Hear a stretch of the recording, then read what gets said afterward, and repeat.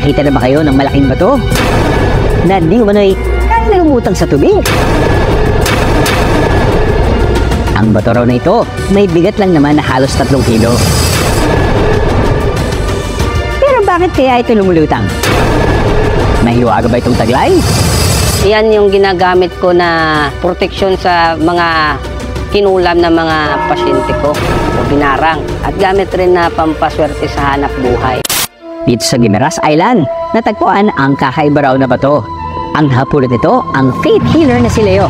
Sa scientifically, wala akong knowledge about sa bato na lumulutang. Nasa spiritual, ako'y naghahunting ng mga gamit na gamitin proteksyon sa mga disgrasya, proteksyon sa mga tao na madipisahan ang sarili nila. So, nung nagpunta ako doon para magkuha, at yun, nakadiscover ako sa batong lumulutang.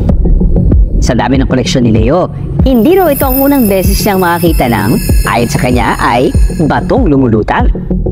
Para sa akin is common. Kasi ilang beses na rin ako nakakuha ng ganyan. Para daw mapatunayang wala itong camera trick. Ibinakita ni Leo kung anong mangyari kung subukan niya itong ihulog sa tubig sa batya. Lumutang. At maging sa dagat. At sa parehong pagkakataon, kitang-kita na hindi mapalubog-lubog ang sinasabing bato. Pero mga kakaha, napatanong na rin ba kayo kung bakit lumulubog ang karaniwang bato? Pero ang barko na di hamak na mas malaki, lumulutang? Ang mga solidong bato ay di hamak na masiksik ang loob kaysa sa tubig. Dahil dito, mas malakas ang pwersa ng gravity sa bato, kaya ito lumulubog. Ang mga barko naman, kahit na di hamak na mas malaki at pabigat, ay hindi lumulubog dahil sa air parts ito. Balikan natin si Leo.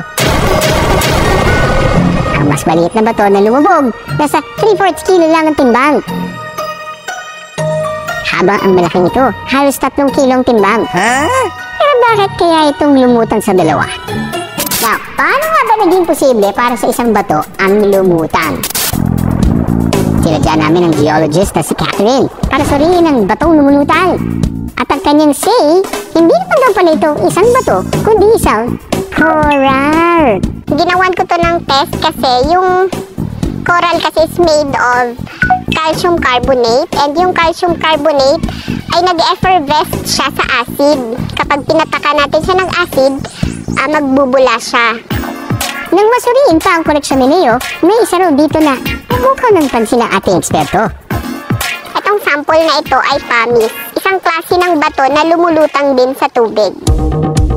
Mas magaan daw ang pares kumpara sa ibang bato dahil maraming air bubbles ang bato na ito at nakuform ito mula sa volcanic eruption.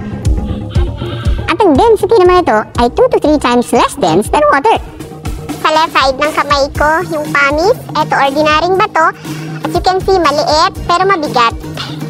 At ipapa-float natin dito sa tubig. Yung pumice, magpo-float siya. Tapos yung maliit pero mabigat na bato ay magsisink siya. Sa mundong ito, marami po talagang new discoveries na pwedeng lumutang. Kaya for sure, hindi tayo mababato sa wonders of nature.